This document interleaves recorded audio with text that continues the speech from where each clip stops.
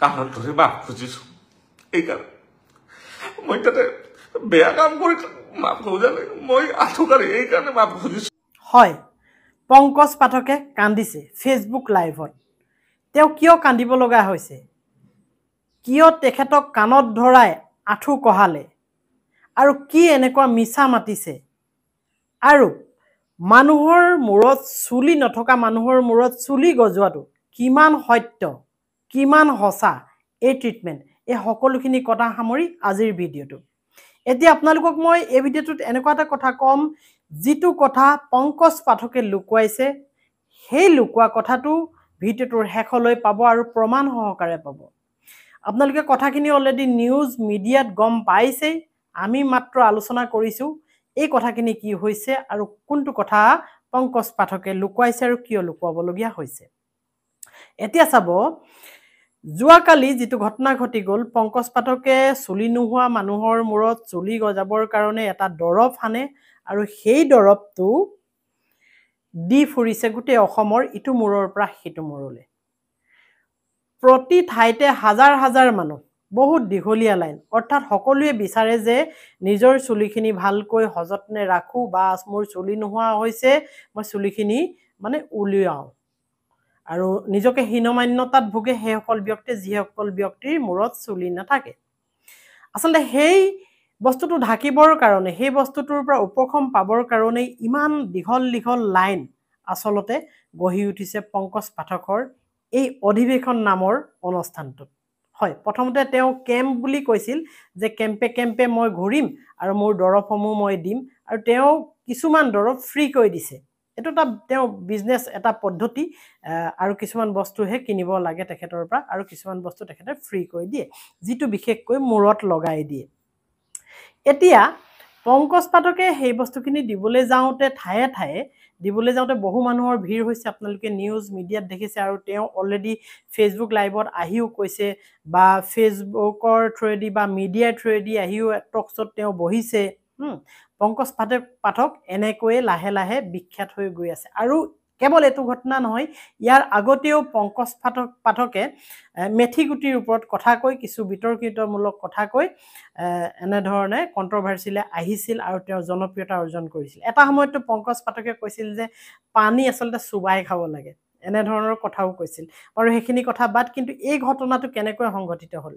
এই ঘটনাটো সংঘটিত এনেকুৱা ধৰণে হ'ল যেতিয়া দৰৱ বিলাই আছিল তাত এগৰাকী মহিলা আহিছিল আৰু সেই মহিলাগৰাকীক যেতিয়া সেই দৰৱটো মহিলাগৰাকীয়ে যেতিয়া সেই দৰৱটো বিচাৰি গৈছিল সেই মহিলাগৰাকীয়ে মূৰত ঘঁহিবলৈ আচলতে তাত তেওঁ লজ্জাবোধ কৰিছিল কিয়নো তেওঁ এটা উইপ পিন্ধি আছিল মানে এটা চুলিৰ টুপি পিন্ধি আছিল তেখেতৰ মূৰত যিহেতু চুলি নাছিল আৰু মহিলা এগৰাকীৰ কাৰণে এইটো এটা নিজৰ আত্মসন্মানৰ কথা আছে তেনেকুৱা ধৰণৰ ৰাজহুৱা অনুষ্ঠানত তেখেতে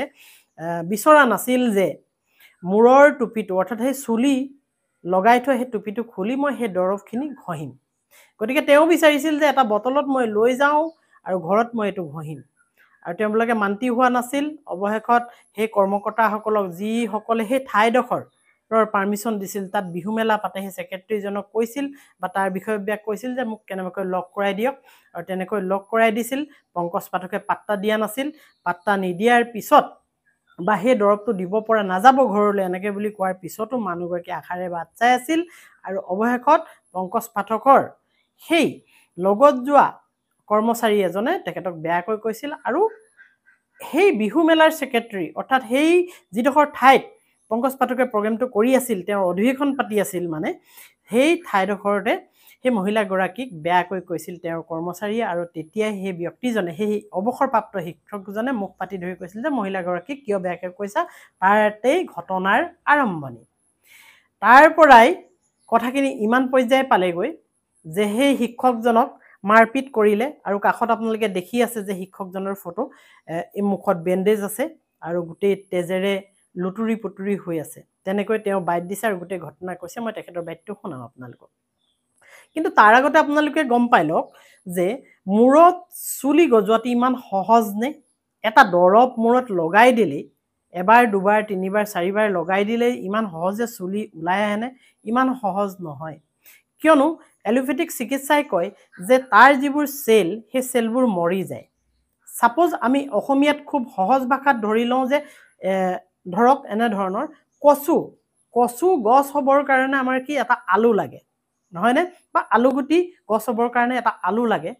তাৰ পৰা পোখা মেলিব ঠিক তেনেকৈ চুলিৰো মানে পোখা মেলিবৰ কাৰণে এটা তাত তেনেকুৱা ধৰণৰ বীজ দৰকাৰ হয় চুলিৰ যেটো আলু বুলি মই ক'বলৈ বিচাৰিছোঁ বা কচু তাৰ পৰা পোখা মেলিব সেই কচুটো আসলতে মৰি যায় সেই যেটো জোৰ পৰা বীজটো ওলাব সেই পোখাটো ওলাব হেতু মৰি যায় মৰি যোৱাৰ ফলতে মানুহৰ মূৰত চুলি নাইকিয়া হয় এটো এলোপেথিক চিকিৎসাই কয় আৰু যে আপোনালোকে শুনি আছে হেয়াৰ প্ল্যান্টেশন হেয়াৰ মানে প্ল্যান্ট কৰে ৰুৱে খুব সহজ ভাষাত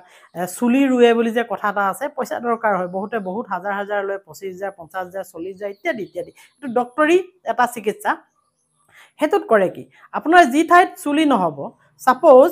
আপোনাৰ এই অংশটোত চুলি নাই হাতৰ সাপোজ কৈছে মূৰ হয় এটো মানুহৰ এটা মূৰ চুলি এই অংশটোত নাই আপোনাৰ কিন্তু এই মূৰৰ কোনোবাটা অংশত চুলি আছে এই কিনাৰে কিনাৰে ধৰক এই কিনাৰে কিনাৰে চুলিখিনি যদি শক্তিশালী হয় ইয়াৰ পৰা সেই চুলি মাজে মাজে গুটিখিনি নহয় মাজে মাজে ইয়াক উঘালি অনা হয় অৰ্থাৎ সেই আলুটো উঘালি অনা হয় যেটো মানে জোৰ পৰা পোখা মেলিব হেতু উঘালি অনা হয় ইয়াত দাঁত চুলি আছে ন ইয়াৰ পৰা উঘালি অনা হল আৰু ইয়াত ৰোপণ কৰি দিয়া হয় এটোকে কয় হেয়াৰ প্ল্যান্ট এনেকৈ চুলি ৰুব পাৰে অসমীয়াত আৰু যেতিয়া তাত আলুটো হুমুৱাই দিয়া হয় ৰুই দিয়া হয় হি কিছুদিনৰ পিছত তাৰ পৰা আকৌ নতুন চুলি পোখা মেলে কিন্তু সেই চুলিও যে নহৰিব এটো গ্যাৰান্টি নাই এতিয়া আপোনালোকে হয়তো বুজিব পাৰিছে যে খন্তেকতে কিবা এটা দৰব লগাই দিয়ে 2-3 মাহৰ এমাহৰ পিছতে চুলি গজাটো কিমান সম্ভৱ আৰু অসম্ভৱ মই পংকজ পাঠকৰ বিৰোধিতা কৰিবলৈ যোৱা নাই মাত্ৰ কথাষাৰ বিশ্লেষণ কৰিহে দেখাইছো আপোনালোকক বা মই যেটো বুজি পাইছো হেতুহে কৈছো এতিয়া চাব হে মহিলাগৰাকীক অশালীন ব্যৱহাৰ কৰিছিল আৰু তাৰ বাবদ পংকজ পাঠকক কাণত ধৰাই আঁঠু কঢ়াই থলে আৰু মাৰপিট কৰিছে বুলি তেখেতে ব্যক্ত কৰিছে এতিয়া পংকজ পাঠকৰ যেটো ফেসবুক লাইভ হেতু যথেষ্ট দীঘল মই ইয়াত লগাই দিব নোৱাৰো আপোনালোকে তেখেতৰ পেজত গৈ চাবগৈ প্ৰায় 11 মিনিট 12 মিনিটৰ এটা ফেসবুক লাইভ তেও তাত কান্দিছে যেটো ক্লিপ মই প্ৰথমতে দেখাই আহিলো তেও তাত কান্দিছে আৰু কৈছে বহুত মাৰিছে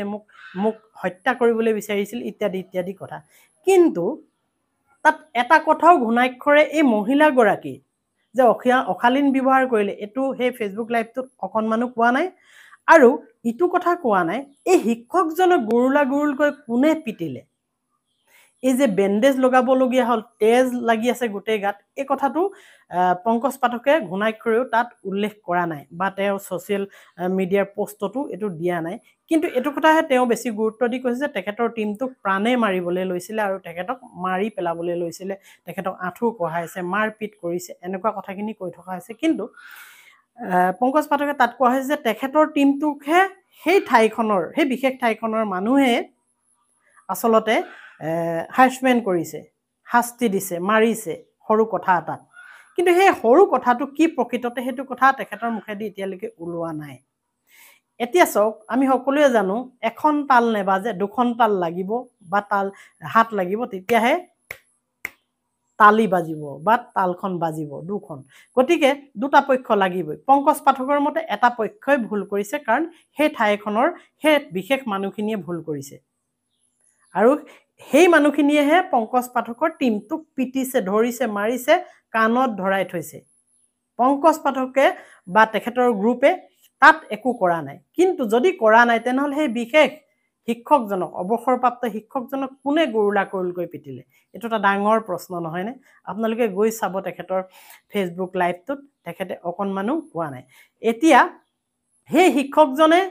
কি কৈছে এটো শুনি লওক প্ৰায় শেষৰ ফালে বহু সময়ৰ পৰা এগৰাকী মহিলাই তেখেতক লগ পোৱাৰ কাৰণে অনুৰোধ কৰি আছিল যদিও তেখেতে গুৰুত্ব দিয়া নাছিল আৰু সেই মহিলাগৰাকীও আমাৰ সদস্যসকলক আহি কৈছিল যে আমি মোৰ এটা সমস্যা আছে সমস্যাটোৰ বিষয়ে আমি পংকজ পাঠকক আলোচনা কৰিব খোজো কিন্তু তেখেতে গুৰুত্ব দিয়া নাই আপোনালোকে অলপ কৈ দিব নেকি তেতিয়া আমাৰে দুই এগৰাকী তেখেতক ক'লে তেখেতে তেতিয়াও গুৰুত্ব দিয়া নাছিল আৰু তেতিয়া আমি কৈছিলো ঠিক আছে প্ৰগ্ৰাম শেষ হোৱাৰ পিছত আমি দৰকাৰ আপোনাৰ লগত তেখেতক লগ লগাই দিম তেতিয়া প্ৰায় প্ৰগ্ৰাম যেতিয়া শেষ হ'ল তেতিয়া তেওঁ আহিল আহাৰ পিছত আমি তেখেতক ক'লোঁ যে এওঁৰ কিছু সমস্যা আছে, এওঁ চুলি ইয়াত লগাব নোৱাৰে কাৰণ তেওঁ উইক পিন্ধা, আচলতে তেওঁ অলপ ঔষধ ঘৰত নিব খোজে, বটলত দিব পৰা যায় নেকি। তেনেকুৱা কোৱাতে তেওঁ খুব উস্মাৰে কথাটো ক'লে যে নহ'ব, এইটো নিব পৰা নাযাব, গতিকে এইটো নাযাব। খুব ভাল ধৰণেও বুজাই দিয়া নাই। তেওঁ পংকজ পাঠক গুচি গ'ল। তাৰপিছতো মহিলাগৰাকীয়ে আশাকে ৰৈ আছে যে ক'ৰবাত তেওঁৰ মন পৰিৱৰ্তন হয় নেকি, এইবুলি ৰখি থকাৰ পিছত এটা সময়ত তেখেতৰ এগৰাকী লগত অহা ব্যক্তিয়ে মহিলাগৰাকীক বেয়াকৈ কথা ক'লে, যে তেওঁ গালি পাৰি কথা ক'লে। গালি পৰা যিহেতু মই ওচৰতে আছিলোঁ, গালি পৰাৰ কাৰণে মই তেখেতক অলপ ক'লোঁ যে আপুনি কিয় তেনেকৈ ব্যৱহাৰ কৰিছে এগৰাকী মহিলাক, ইমান সময়ৰ পৰা তেখেত আছে এটা সমস্যা লৈ, আপোনালোকে সমস্যাটো সমাধান কৰি দিয়ক, আৰু যদি সমস্যাটো সমাধান কৰিব পৰা অৱস্থাত আপোনালোকৰ নাই, ভালকৈ বুজাই দিয়ক কথাখিনি, কিন্তু বেয়া ব্যৱহাৰ কিয় কৰিছে, অশালীন ব্যৱহাৰ কৰিছে মহিলাগৰাকীক, সেইটোৱে মই আপত্তি কৰিলোঁ। কৰাৰ পিছত সেই তাৰ পংকজ পাঠকৰ সহকৰ্মীগৰাকীয়ে, পংকজ পাঠক বেলেগ এটা ৰুমত বহি আছিল, আহি পেলাই পংকজ পাঠকক কৈছেই নেকি মই নাজানো, অলপ পিছত পংকজ পাঠক গৈ তাতে খুব খোজাই কোনে ইয়াতে অমুক কৰিছে তমুক কৈছে, বেয়াকৈ মোৰ মানুহক কৈছে, এই বুলি তেওঁ গালি গালাজ পাৰি আছে। মই কৈছোঁ ৰ'ব, গালি গালাজ কিয় পাৰে, কথাটো ময়ে আপোনাৰ সহকৰ্মীক কৈছোঁ যে আপুনি ব্যৱহাৰ কিয় এনেকুৱা কৰে, হেই আপুনি কোন ইয়াৰে, এই বুলি মোৰ তেওঁ ফটো চটো ল'ব খুজি আছে। মই কৈছোঁ আপুনি মোৰ ফটো কিয় ল'ব, মই বাধা দিছোঁ। বাধা দিওঁতে তেওঁ এতিয়াক ধৰ বুলি কৈ তেওঁই প্ৰথমতে মোক মাৰ ধৰ কৰি লঠিয়ালে, ঘুচিয়ালে। তাৰপিছত তেওঁৰ লগৰ যি 8-10জন সহকৰ্মী আছিল, তেওঁলোকে একেলগে মোক আক্ৰমণ কৰিলে, কৰি পেলাই এই মোৰ যিটো আজি এইটো অৱস্থা কৰিলে, ঘুচিয়াইছে, পেটত লঠিয়াইছে, বগৰাই মোক মাৰিছে। এই কথাটো গতিকে চলা ফালিছে, আপোনালোকে দেখিছে, গোটেই তেজ ওলাই পৰিছে। গতিকে মই তেওঁলোকে একেলগে মোক 8-10জনে ধৰিছে, মই একো কৰিব পৰা নাই। মই কৈছোঁ মোক মাৰি আছে কিয় আপোনালোকে। হয়, শিক্ষকজনে দস্তুমত কৈছে যে সেই মহিলাগৰাকীৰ সেই ঘটনাটোৰ পৰাই এই গোটেই ঘটনাখিনি হ'ল, আৰু সেই মহিলাগৰাকীক যেতিয়া মই সমৰ্থন কৰি ক'লোঁ যে এনেকৈ বেয়াকৈ নক'বা বুলি, তেতিয়াই পংকজ পাঠকৰ সেই গ্ৰুপটোৱে আহি এখেতক 6-7জনীয়া গ্ৰুপ এটাই আহি এখেতক খুব মাৰপিট কৰিলে, যাৰ কাৰণে হস্পিটেলাইজ হ'বলগীয়া হ'ল, আৰু এখন তেওঁ নিজাববীয়াকৈ কেছ দিম বুলি কৈছে। বাৰু যেই নহওক, এই ঘটনাটোৱে আমাক আচলতে এটা শিক্ষা দি গৈছে যে আমি আইন হাতত তুলি ল'ব নালাগে। যদি পংকজ পাঠকৰ দোষ আছিল, তেনেহ'লে ৰাইজে পংকজ পাঠকক পুলিচৰ ওচৰত গতাই দিব লাগিছিল, এখন কেছ দি বা এখন এজাহাৰ দি। আৰু পংকজ পাঠকক যদি কোনোবাই তেনেধৰণে কাম কৰিছে, তেনেহ'লে পংকজ পাঠকেও সেই ব্যক্তিসকলৰ ওপৰত এখন কেছ দিব লাগিছিল পুলিচৰ ওচৰত গৈ, যিখিনি পুলিচে আইনগতভাৱে কাম কৰিল হয়। গতিকে এতিয়া আমি দেখা পালোঁ, যিটো মৰেল পুলিচ বুলি কোৱা হয় স্থানীয় ব্যক্তিয়ে, সেই মৰেল পুলিচগিৰি দেখাই পংকজ পাঠকক যিটো কাণত ধৰাই আঁঠু কঢ়াই যিটো শাস্তি দিলে, এয়া মুঠেই গ্ৰহণযোগ্য নহয়। বা পংকজ পাঠকৰ গ্ৰুপে সেই অৱসৰপ্ৰাপ্ত শিক্ষকজনক যে গুৰুলকৈ পিটিলে, এয়াও আমাৰ কাৰণে গ্ৰহণযোগ্য নহয়। ঠিক আছে, যদি এনেকুৱা ধৰণৰ ভিডিঅ'বোৰ ভাল লাগে, তেনেহ'লে like, comment, share and subscribe কৰি ৰাখিব। আজিলৈ বাই বাই।